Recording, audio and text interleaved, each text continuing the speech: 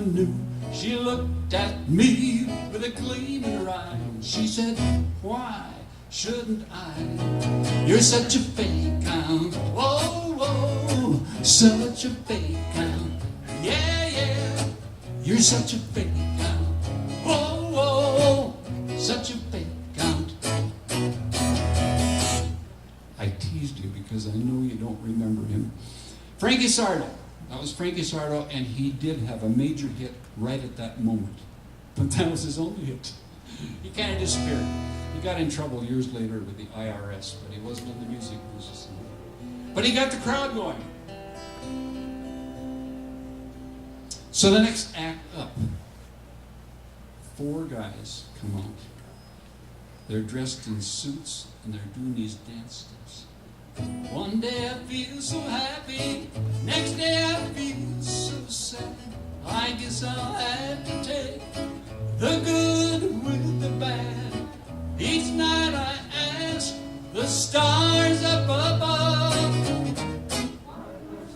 be a teenager in love. Oh, isn't that a great tune?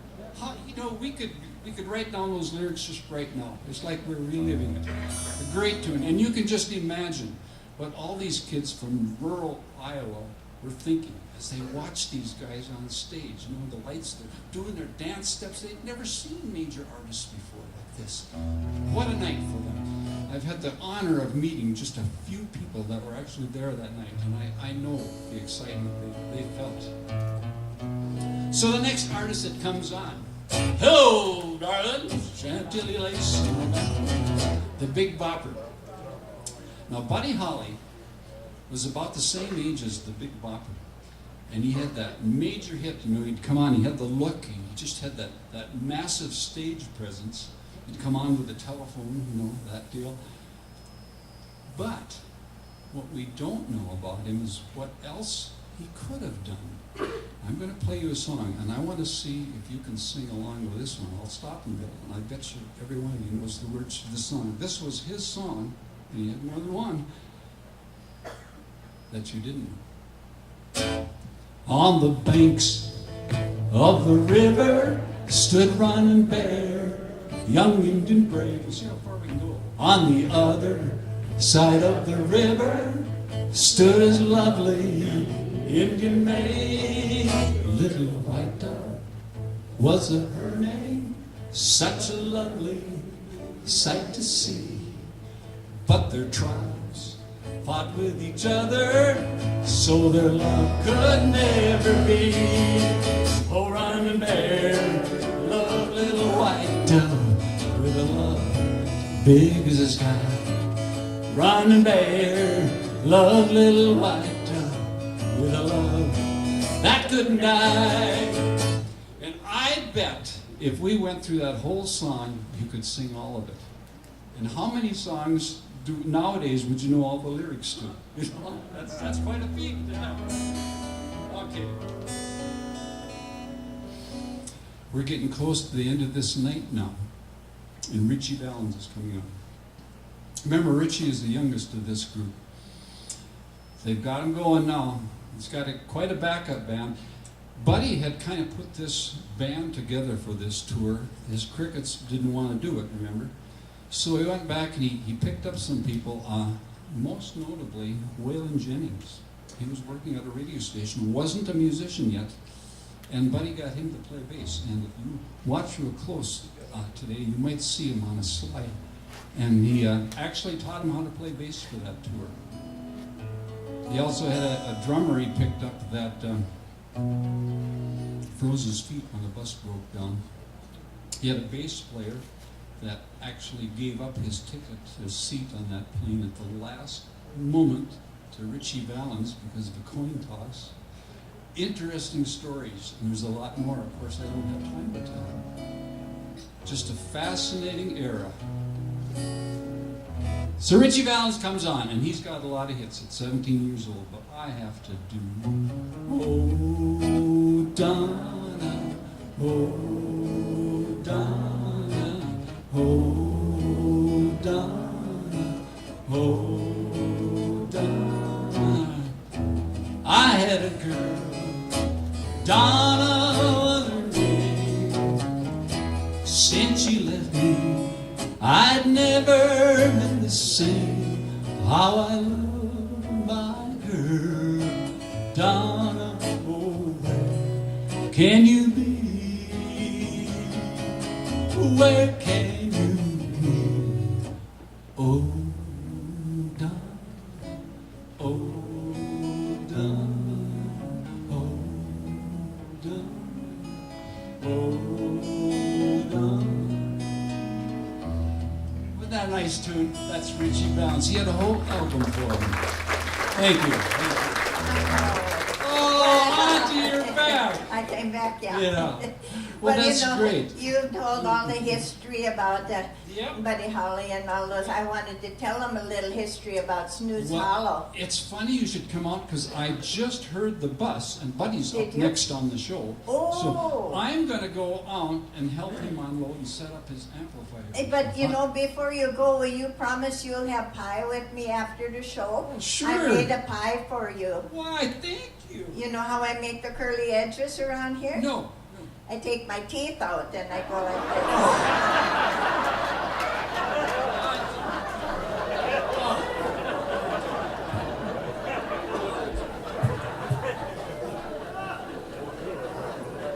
I wasn't going to tell them, but I thought probably I should. Well, you know, I'm going to tell you a little bit about Snooze Hollow. I picked out a few stories that you might be interested in, you know.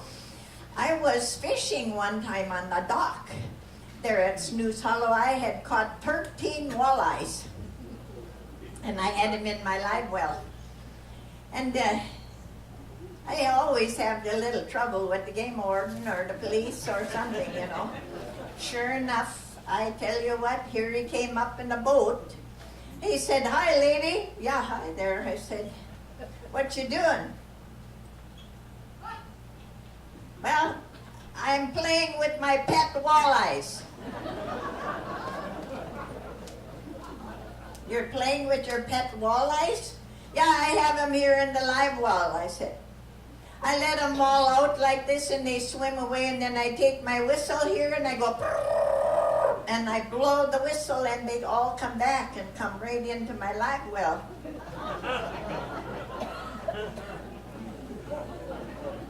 He said, "I got to see this."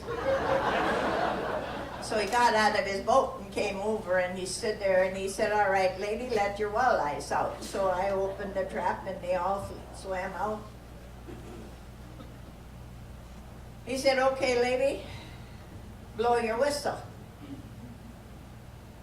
I said, "What whistle?" "Well," he said, "the whistle you're going to call all your walleyes back in." I said, "What walleyes?"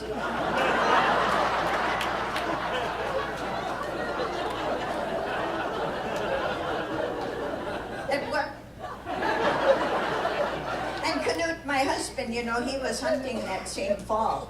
He and Ole were hunting, and they had shot a deer.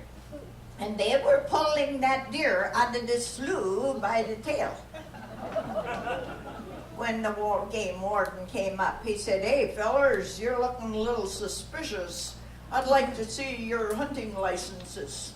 So they got their license out. Well, everything was in order. And so he said to him, "You know, everything is in order, but you know, you're pulling that deer out of the slough by the tail. It would be a lot easier for you," the game warden said, "if you'd pull them out by the horns." "Oh, okay." Sven and Ole and Canute, they each took a hold of one of the horns, you know, and they started pulling, and they worked, and they huffed, and they about 10 minutes. Finally, Canute said, "I just dropped the horn," and I said, "Ole, this is working a lot better. But you know, we're getting farther away from the pickup."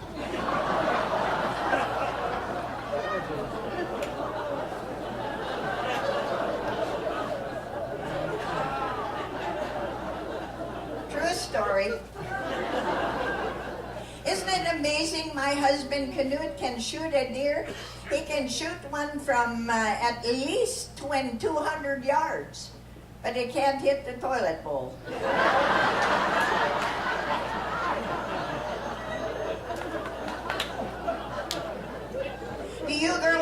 got trouble too? Well, you know what? Here's the deal. I am also an inventor. If you've seen me before, I've shown lots of my inventions, and I'll give you girls a little hint. All you need is a little fishing string and a fly on the end, and you hang that in the toilet. And there isn't a man alive who won't like to strike that fly. And it will keep your toilet nice and clean all the way around. Good idea, huh, girls? Little fishing, yeah, good there. It really works. Yeah, and also, you know, Knut went to the doctor not too long ago because he thought he had water on the knee. And the doctor said, no, Knut, you don't have water on the knee. You're not aiming straight.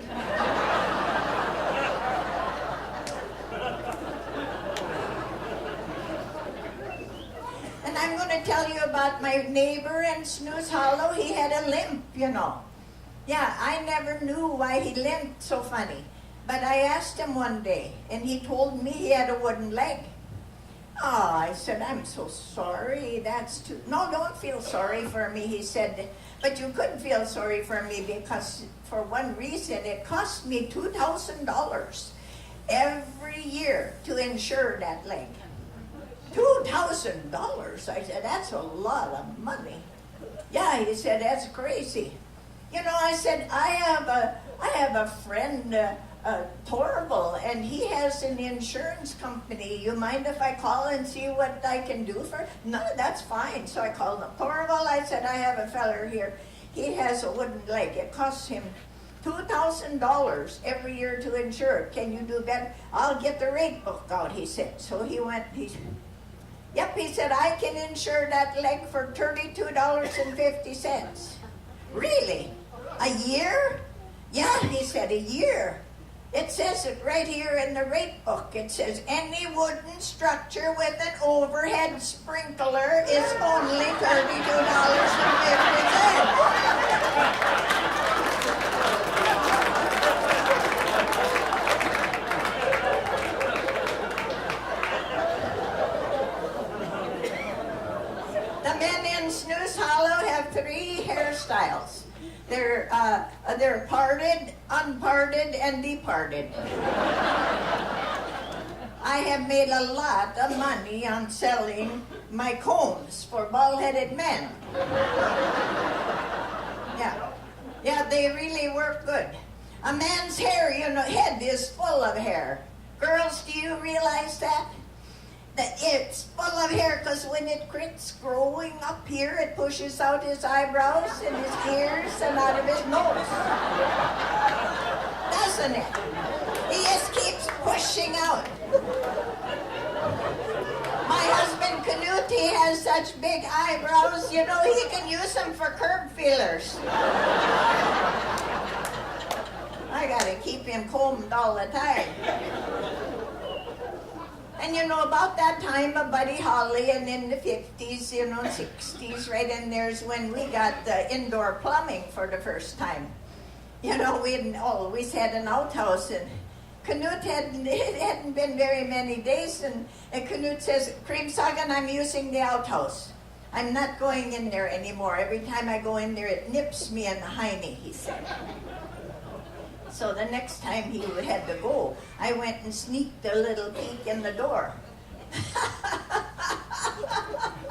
I opened the door, I said, no wonder it pinches you in the hiney. You're sitting on the mop bucket.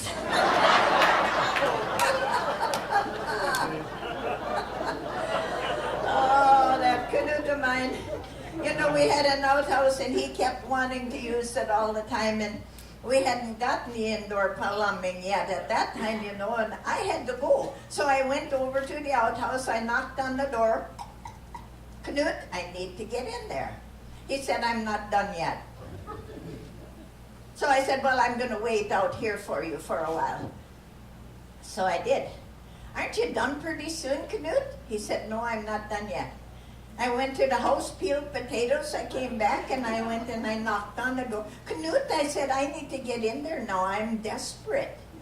I'm not done yet, he said. I went over to the door, and you know that little half moon on the door? I peeked in there, and there he was, sitting on the hole, and every once in a while he'd take his hand and he'd go on his head. I said, Knut, I'm peeking in the little half moon at you. I can see you. Why are you sitting there pounding the top of your head like that? And he looked up at me and he said, well, it works on the ketchup bottle, he said.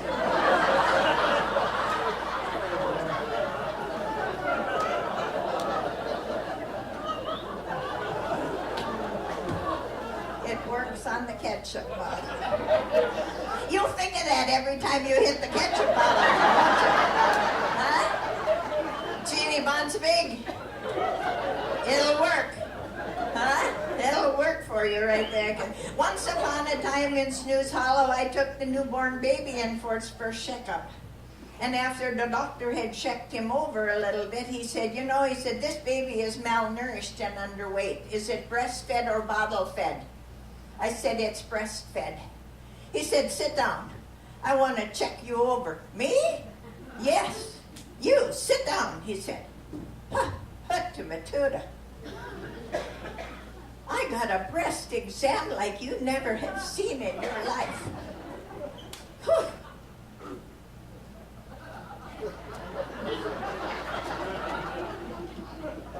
And when he was all through, he said, well, here's the problem, lady. He said, you don't have any milk. I said, I know it. I'm his grandma.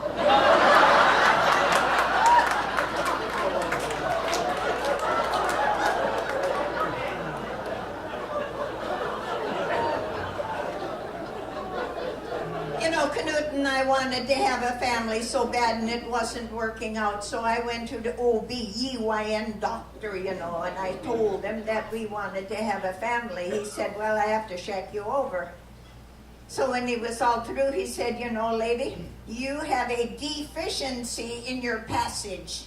If you have a baby, it will be a miracle. Oh! I threw my arms up. I cried all the way home. When Knut was on the porch, I said, Knut, the doctor told me I have a fish in my passage. If I have a baby, it'd be a mackerel.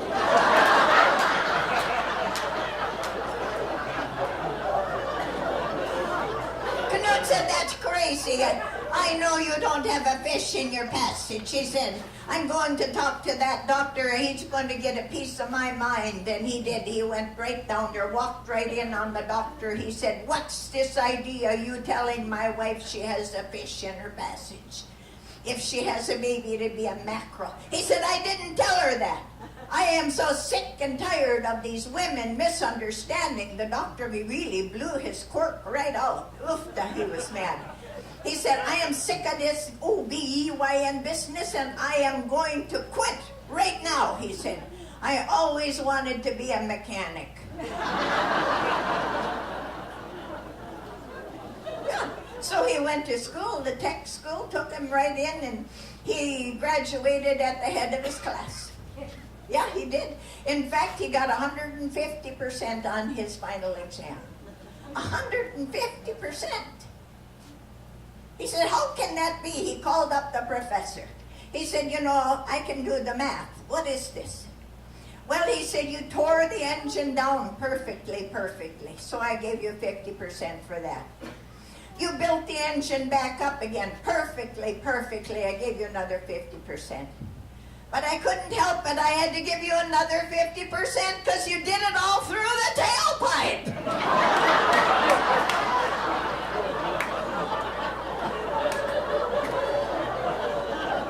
That was pretty good.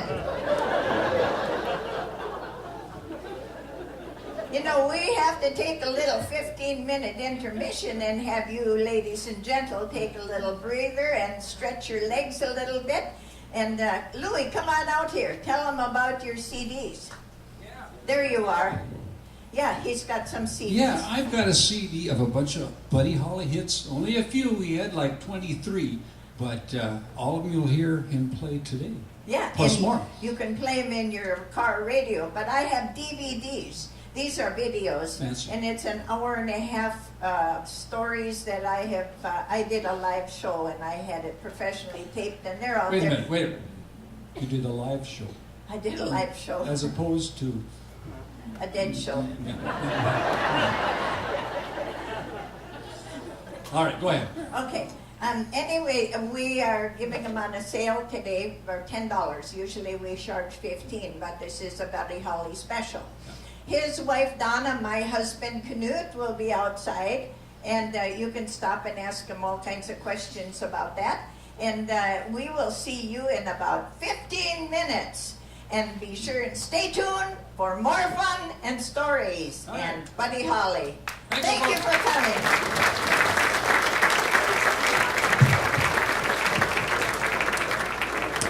We have some fresh popcorn and pop up in the lobby. Women's bathrooms are on the right, men's are on the left, and we have an outhouse if you want to use that.